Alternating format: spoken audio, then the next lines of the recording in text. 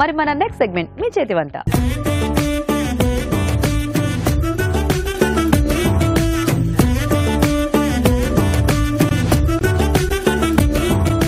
Okay అండి, మరి ఇవాళ మన పార్టిసిపెంట్స్ ఇద్దరు రెడీగా ఉన్నారు కదా, మరి చూద్దాం ఈ రోజు ఏం వెరైటీస్ చేస్తారో. హలో అండి, మీ పేరేంటి? మాధవి అండి. మాధవి గారు ఎక్కడి నుంచి వస్తున్నారు? రామంతపూర్ అండి. రామంతపూర్. ఓకే. హలో అండి. హలో అండి. మీ పేరేంటి? దేవిక. దేవిక, మీరు ఎక్కడి నుంచి? వెంకటాపురం. వెంకటాపురం. ఇద్దరు పరిచయం ఉందా అండి? వదినా మరదల్లో. వదినా మరదళ్ళ. Very good. సో మరి ఇద్దరు మంచి వెరైటీస్ తో రెడీగా ఉన్నారా? అవునండి. సో ఏం చేద్దాం అనుకుంటున్నారు మీరు? పన్నీర్ మెజెస్టిక్స్ అండి. స్నాక్.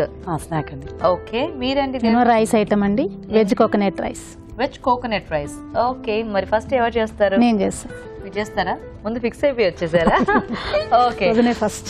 వదినే ఫస్ట్. Very good. ఓకే, మరి వెజ్ కోకోనట్ రైస్ కి కావాల్సిన పదార్థాలు ఏంటో చూద్దాం. వెజ్ కోకోనట్ రైస్ తయారు చేయడానికి కావాల్సిన పదార్థాలు: పచ్చి కొబ్బరి తురుము 1 కప్పు, బాస్మతి బియ్యం 1 కప్పు, ఉడికించిన క్యారెట్ ముక్కలు 1/2 కప్పు, తరిగిన బీన్స్ 1/2 కప్పు, కొత్తిమీర కొద్దిగా, తరిగిన పచ్చిమిరపకాయలు 3, ఆవాలు 1 టీ స్పూన్, కరివేపాకు 2 రెమ్మలు, నెయ్యి 1 టేబుల్ స్పూన్, నూనె 2 టేబుల్ స్పూన్లు, ఉప్పు తగినంత. ఓకే అండి, మరి కావాల్సిన పదార్థాలన్నీ చూసారు కదా. దేవకి గారు స్టార్ట్ చేద్దామా? ఓకేనండి. ఈ మధ్య ఈ కోకోనట్ రైస్ కాంబినేషన్ లో చాలా వెరైటీస్ చేశారు. మా రాజ్ గారు ఒకటి చేశారు. అవునండి. ఇలా మీలా వచ్చిన పార్టిసిపెంట్స్ ఒక వెరైటీ చేశారు. ఈ రోజు మీరు వెజిటేబుల్స్ కాంబినేషన్ లో చేస్తున్నారు. బాగుంది. కొంచెం నేను గీ కూడా యాడ్ చేస్తానండి, టేస్ట్ పర్పస్. అంతే, ఇష్టం అది. అంటే మీరు రెగ్యులర్ గా వంటల్లో కూడా ఇలా చేస్తూ ఉంటారా? పిల్లలకు నచ్చుద్దని. ఓకే. తర్వాత నెయ్యి వేస్తేనే కొంచెం డిఫరెంట్ ఫ్లేవర్ వస్తుంది. సో ఓన్లీ ఆవాల పోపులో ఆవాలు. ఓకే. కొంచెం కరివేపాకు. ఓకేనండి. ఇప్పుడు పచ్చిమిర్చి అండి. ఓకే. ఇదే ఇంకా దీనికి మిర్చి కారం. తర్వాత బీన్స్ అండి, ఉడికించిన బీన్స్.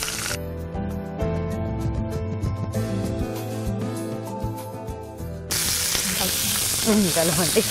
ఆల్రెడీ చాలా నూనె పడింది మా మీద. పర్లేదు, మీ తప్పు కదా, కరివేపాకు తప్పు, మనం ఏం చేయలేము. కొంచెం జాగ్రత్తగా ఉండాలి, అందుకే చెప్తుంటా కరివేపాకు. ఉడికించిన క్యారెట్ అండి. ఓకే. సో వెజిటబుల్స్ మన చాయిస్ అండి. ఆలు వేసుకోవచ్చు, పిల్లలు ఇష్టపడితే. ఏవంటే కాలీఫ్లవర్, క్యాప్సికమ్. మీ పిల్లలు ఏమేమి ఇష్టపడతారు? అన్ని తినరు అండి. కాకరకాయ అవన్నీ. కాకరకాయ అటువన్నీ తినరా? కాకరకాయ మంచిది తెలుసా? అదేనండి. ఏదో ఒకటి స్టఫ్ చేసి ఫ్రై చేసి ఎలాగో పెడతారా? హెల్దీ ఫుడ్ కదా. ఎంతమంది పిల్లలు మీకు? 2 అబ్బాయిలండి. 2 అబ్బాయిలు. సో ఇంకా మనం రైస్ యాడ్ చేసుకోవచ్చు. ఓకే. సో ఏం చదువుతున్నారు పిల్లలు? 2 జాబ్స్ అండి. 2 జాబ్సా? ఈ మధ్య అందరు సంతూరు మమ్మీస్ వస్తున్నారు. ఇక్కడేనండి, హైదరాబాద్ లోనేనా? ఓకే. బాబు, పెద్ద బాబు క్యాబ్ జెమినై అండి, బాంబే. చిన్న అబ్బాయి HSBC. ఇక్కడే హైదరాబాద్ HSBC. అవునండి. ఓకే. ఓహో. కొంచెం కొత్తిమీర కూడా యాడ్ చేస్తాను. మీ వారేం చేస్తూ ఉంటారు? బ్యాంక్ మేనేజర్ అండి. Bank manager. ఓకే. ఏం పేరండి? శాంతకుమార్. శాంతకుమార్ గారు. మీరు ఏమైనా వర్కింగా లేకపోతే? నేను ఇంతకుముందు స్పీకర్ లో వర్క్ చేసేదాన్ని అండి. రీసెంట్ గా మానేశాను. పిల్లల గురించి ఇంకా ఓకే. కొంచెం హెల్త్ పర్పస్ అని అనిపించిందా? పిల్లల పర్పస్, పిల్లల్ని కూడా చూసుకోవాలని అలా మానేశాను. సెలవులు అవి దొరికేవి కాదు. నాకు బాగా ఇంట్రెస్ట్ అనమాట సోషల్ సర్వీస్ అంటే. మాకు మహిళా మండలి కూడా ఉంది, దాంట్లో నేను సెక్రటరీ. ఓకే. లాస్ట్ ఇంకా కోకోనట్ యాడ్ చేసుకోవచ్చండి. ఓకే. దీని మెయిన్ ఇంగ్రీడియంట్ కోకోనట్, పచ్చి కొబ్బరి తురుము. ఒకసారి గీత గారు, మా కాలనీ వాళ్ళకి, మా ఫ్రెండ్స్ కి అందరికి హాయ్ చెప్పరా? తప్పకుండా. సో దేవకి గారి కాలనీ మెంబర్స్ అందరికి, ఫ్రెండ్స్ కి, చుట్టాలకి అందరికి కూడా నా తరపు నుంచి hi. Thank you. Welcome. So already మనకి రైస్ కూడా వైట్, కొబ్బరి కూడా వైట్ కదా, మంచి తెల్ల భారత్ మహాన్ అని ట్రై కలర్ వచ్చింది కదా. అవును, బాగుంది. ఇలాంటి డిషెస్ అకేషనల్ గా ఏదైనా August 15th అలా చేస్తుంటాం. మహిళా మండలి తరఫు నుంచి అన్ని ఈవెంట్స్ కండక్ట్ చేస్తాం కదా, అప్పుడు ఇలాంటివన్నీ పెడుతుంటాం. సూపర్. సాల్ట్ వేసారా? ఓకే. అయిపోయినట్టు.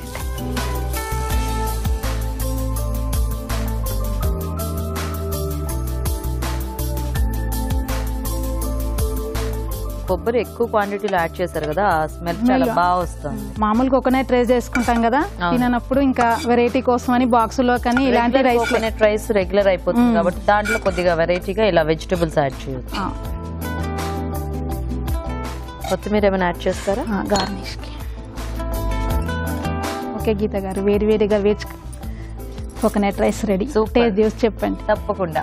ఓకే, మరి వెజ్ కోకోనట్ రైస్ రెడీ అయిపోయిందండి. టేస్ట్ చూసే ముందు తయారీ విధానం ఇంకోసారి చూద్దాం. వెజ్ కోకోనట్ రైస్ తయారు చేసే విధానం: ముందుగా బియ్యం ఉడికించి అన్నం సిద్ధం చేసుకోవాలి. ఒక పాన్ లో నూనె, నెయ్యి వేసి ఆవాలు, కరివేపాకు, తరిగిన పచ్చిమిరపకాయలు, ఉడికించిన బీన్స్ వేసి వేయించాలి. దీనిలో ఉడికించిన క్యారెట్ ముక్కలు, ఉప్పు వేసి వేగనివ్వాలి. తర్వాత అన్నం, కొత్తిమీర, పచ్చి కొబ్బరి తురుము వేసి బాగా కలిపి కాస్త వేగనివ్వాలి. ఆపై కొత్తిమీరతో గార్నిష్ చేసి సర్వ్ చేసుకుంటే veg coconut rice ready.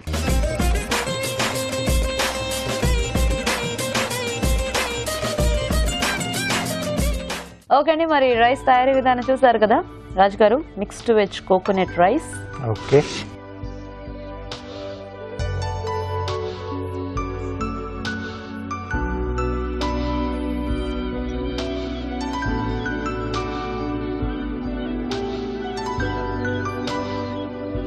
Coconut flavour బాగా తెలుస్తుంది. అండ్ వెజిటబుల్స్ అంటే మనం 2 రకాలు యాడ్ చేసుకున్నాం కదా, అవి కూడా మెయిన్ గా ఏంటంటే ఆ కోకోనట్ తో పాటు కొంచెం ఆ సాల్ట్ అవి కూడా కరెక్ట్ గా మనం మెయింటైన్ చేస్తేనే ఆ టేస్ట్ అనేది బాగుంది రైస్ ఐటమ్స్ లో. బాగుంది. సో టేస్టీగా చేశారు. Thank you. Veg coconut rice కూడా డైలీ డైట్ కి యూస్ఫుల్ అండి. ఇప్పుడు ఇందులో కోకోనట్ అంటే కొబ్బరి, క్యారెట్, బీన్స్ రైస్. మనము ఇంకొక పని చేయొచ్చు, కొంచెం పచ్చి బఠానీలు యాడ్ చేసాం అనుకోండి, ముందు చూసిన చోలే కూడా దీనికి యాడ్ చేసుకుంటే మనకు ప్రోటీన్ కూడా వచ్చేస్తుంది. 250 grams ఆఫ్ వెజిటబుల్స్ కి 75 grams ఆఫ్ రైస్ వాడుకుంటే it's a sure short way calories తగ్గించడానికి, బ్లడ్ షుగర్ లెవెల్స్ కూడా కరెక్ట్గా మెయింటైన్ అవ్వడానికి. బ్లడ్ షుగర్ లెవెల్స్ కరెక్ట్గా మెయింటైన్ అవ్వడానికంటే నేను డయాబెటీస్ పేషెంట్స్ గురించి చెప్పట్లేదు, మామూలుగా మనకు కూడా వెంటనే ఆకలి వేయకుండా ఉండాలి అంటే ఫైబర్ రిచ్ ఫుడ్, ఇలాంటి ఆహారం తీసుకోవాలి. వెజిటబుల్స్ ఎక్కువగా, బ్రౌన్ రైస్ కరెక్ట్ క్వాంటిటీలో. అలాగే బాగుందండి. ఇది కూడా definitely useful for diabetes patients, but generally also చాలా మంచిది. నోట్ చేసుకొని ట్రై చేయండి.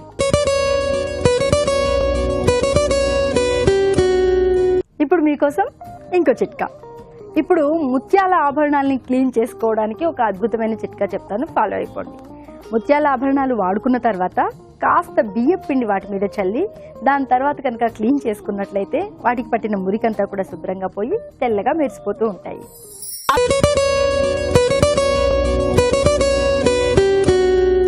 ఇప్పుడు మీకోసం మొదటి చిట్కా. రకరకాల వేపుళ్ళు, మసాలా కూరలు ఇలాంటివి తయారు చేసుకున్నప్పుడు గిన్నె అడుగు భాగం అంతా కూడా నల్లగా అయిపోతూ ఉంటుంది, మాడిపోయినట్లు ఉంటుంది. ఇలాంటప్పుడు ఆ ప్రాంతంలో కొద్దిగా సాల్ట్ వేసుకుని నీళ్లు పోసుకుని కాస్త వేడి చేసి దాని తర్వాత కనుక క్లీన్ చేసుకున్నట్లయితే ఈ జిడ్డు, మురికి అంతా కూడా శుభ్రంగా పోతుంది.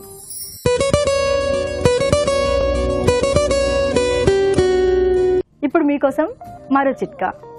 రక్తహీనతతో బాధపడడం అనేది ఈ రోజుల్లో సర్వసాధారణమైపోయింది. ముఖ్యంగా మహిళలు, చిన్నపిల్లలు ఎక్కువగా రక్తహీనతతో బాధపడుతున్నారని అనేక మంది చెప్పుకుంటూనే ఉన్నారు. అయితే ఈ ప్రాబ్లం తగ్గాలి అంటే ప్రతిరోజు ఒక యాపిల్ తినడానికి కనుక అలవాటు చేసుకున్నట్లయితే చాలా వరకు రక్తహీనత అనేది తగ్గిపోతుంది.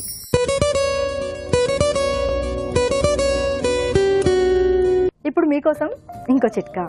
ఖరీదైన పట్టు చీరలు కొనుక్కుంటూ ఉంటాం, కొనడం వరకు బాగానే ఉంటుంది, వాడడం వరకు బాగానే ఉంటుంది. వాషింగ్ విషయానికి వస్తేనే ప్రాబ్లమ్స్ వస్తూ ఉంటాయి. ఎందుకంటే ఎక్కడ జరీ పాడవుతుందో, ఎక్కడ కలర్ పోతుందో, చీర ఎక్కడ పాడవుతుందో అని చెప్పి రకరకాల సందేహాలు ఉంటాయి. ముఖ్యంగా ముదురు రంగు పట్టు చీరల్ని కనుక ఎక్కువసేపు నీళ్ళలో ఉంచామనుకోండి, ఆ కలర్ పోయే ప్రమాదం ఉంది. కాబట్టి నీళ్ళలో కొద్దిసేపే ఉంచి వాష్ చేసుకోవాలి.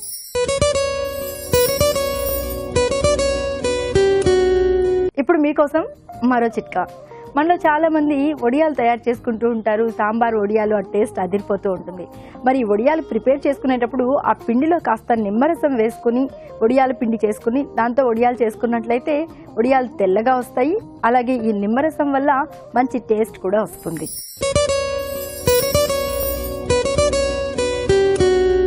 ఇప్పుడు మీకోసం ఎంటీఆర్ మసాలా వారి చిట్కా. మనం కొన్ని రకాల వంటల్లో చింతపండు బదులు నిమ్మరసం పిండుకుంటూ ఉంటాము.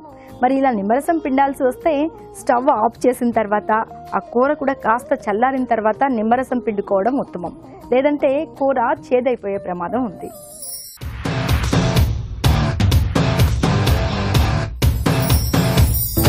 जी